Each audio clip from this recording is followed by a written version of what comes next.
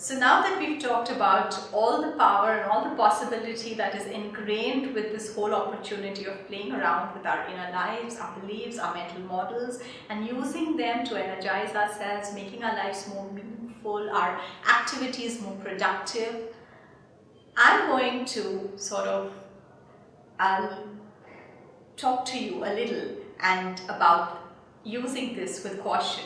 And the caution really comes again in the form of really making a distinction in our own minds between influence and control. Now, theoretically, we all know the difference between both of these, but to me it is very, very important. So important that I think it can be the single factor that allows us, enables us to use all of the science that we've talked about constructively. Or it can be something that makes us just discard all of this as something that doesn't work, or it can actually land us up in further trouble. Let me tell you why. So, and this is an anecdote, and I do not know how true it is or not, but it sort of makes the point. So I'm going to tell it to you. So when the movie Secret came out, and some of you may have heard of it, some of you may not have heard about it. I'll tell you what it is. So in a nutshell, the movie Secret talks about the law of attraction, and it talks about playing around with our beliefs and imagining and visualizing what we want, affirming the good that's already present, and a lot of that, right? But when this movie, it became a bestseller, the movie as well as a book that came out.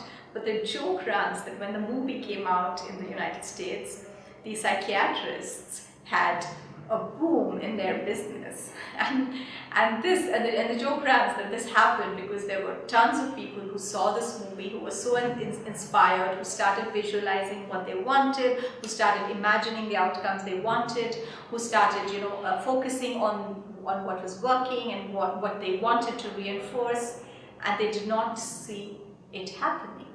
So they visualized a house, but the house didn't come. They visualized a spouse behaving amazingly, but that spouse did not overnight start behaving amazingly. And these people got depressed and dejected, and that's why they landed in the couch of shrink. So now, perhaps this is an anecdote, but I think it makes the point. The point it makes is that through all our inner work, what we're trying to do is influence the outcome. Now, the outcome in this case could be our own behavior, it could be our experience, it could be an interaction, it could be an exam result, it could be performance, it could be the behavior of another person, like Pygmalion effect, right? The behavior of a spouse, a boss, a co-worker, a student, a child. Whatever is this outcome, we're trying to influence it, but we cannot control it. When we try to control it, we set ourselves up for disappointment and failure and heartache and heartburn, and we might just chuck all the science away. But the science was never suggesting control. It was only suggesting influence. That's what the science supports, and therefore that's what we need to aim to do. Let's take a very quick example, yeah? So the outcome variable that I'm going to choose is, let's say, my performance in a maths exam, okay? So, math exam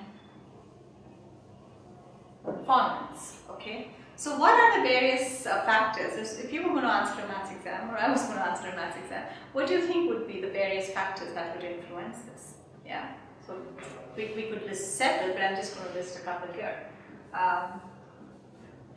One of them could be my preparation level. Would my preparation level influence my outcome? Absolutely, yeah? That's why we study. So prep level. Okay.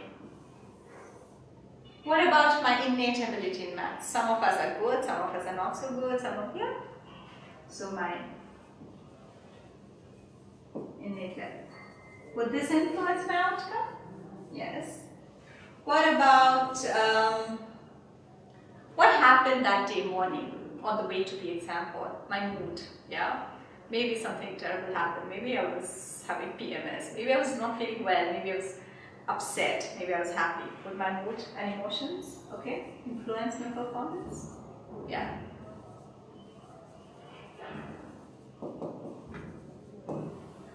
I could go on. So I'm just going to, several factors. And we can list them. Now, one of the things that we talked about, all through, is self-efficacy, my own belief of how good I am at maths, right? That's important.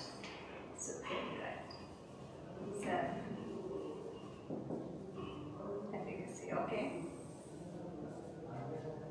Does it influence? Absolutely, we know that through science. That's what we've been talking about this whole lecture, right? That's what the Asian women experiment showed us. But all it showed us was that self-efficacy can influence my math exam performance. So it can up it or down it. But it cannot control, it cannot determine, because there are all these other factors that have nothing to do with my self-efficacy. Right? So, and that's true of most outcomes, most outcome variables. We have several factors that together combine to produce an outcome. And to the extent that we do not have control on all these factors, we will never have control on the outcome. But we will. We can influence the outcome. We have control on what we can do here. So, in a nutshell, what I'm trying to say is that let us by all means decide to invest in doing inner work, right? Well, that's what I'm going to advocate, but the choice is up to you. Because I would like to, do some inner work, because I see that it can have an influence on the outcome. But if I cling to the idea, the hypothetical idea that because I'm doing inner work, I need to be able to determine this outcome, I'm setting myself up for heartbreak, heartache, stress, and let down. Because nothing can guarantee that I can determine the outcome. And I think this distinction is very, very, very, very crucial to make.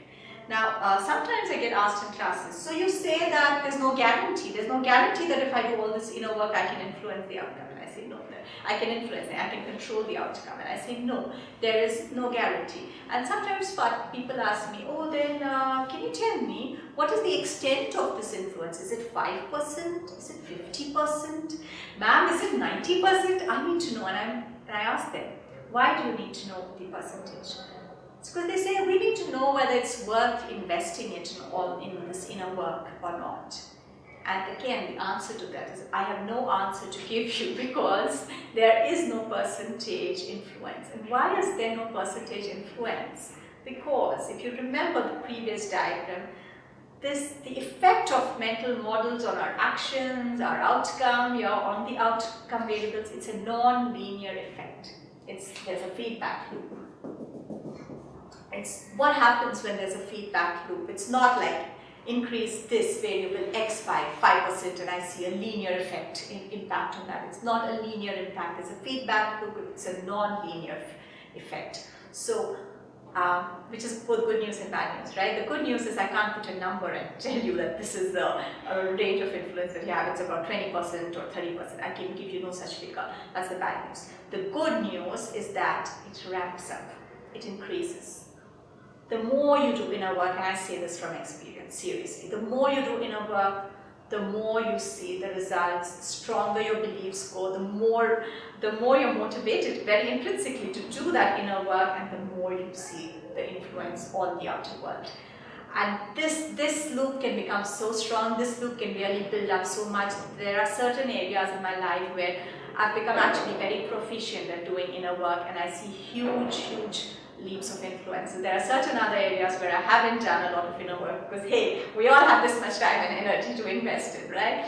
And in those other areas, I see that the outcome is pretty much determined by external events and what happens. So in certain areas of my life, I feel like life is doing this to me. But there are some other areas in my life where I really feel the sense of mastery and the sense of I am co-creating my experience in these areas of my life. And those are the areas where I have chosen to invest in doing inner work. And I choose these on the basis of what matters to me, what is important to me, my personal values, right? We can't all work at everything. So choose your areas of life that you want to work on, and choose to invest in the inner work. If you want to do that, it is a choice. So it is a choice, right? To me, certain areas of my life are so important that even if I knew in the beginning that I would have just a 1% chance of influencing my experience, I would want to invest in it because it's so important to me. So it needs to, so you need to be interested enough to invest in a certain area of your life.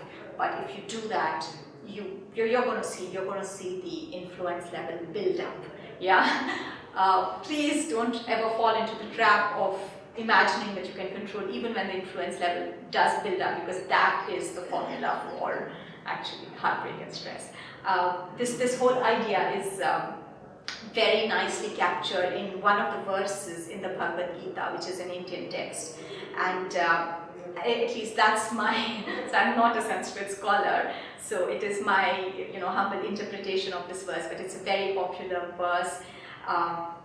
It's called, so in Sanskrit it says Karmanyevadhikaraste ma phaleshu kadachana.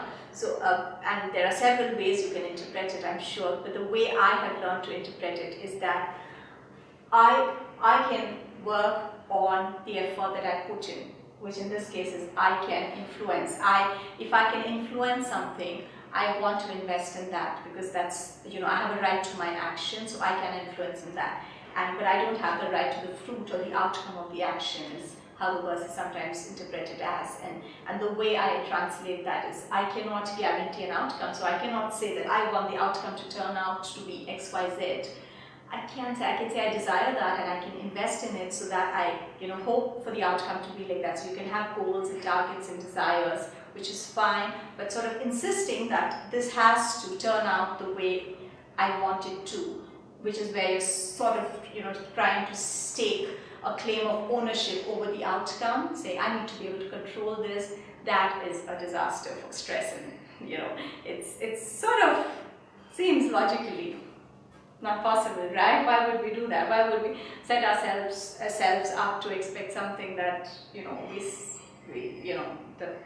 that goes against logic? And that is my interpretation of this. But I think using this whole idea of self-fulfilling prophecy, mental models, confirmation bias, Pygmalion effect, all of that, without making the distinction between influence and control, can lead us down a path where we can get either very disillusioned with the whole process and chuck it out and stop doing inner work, or it can lead us to the psychiatrist's couch where we are, hey, I've been doing this and I'm not seeing the results I want. So it can lead to either extreme.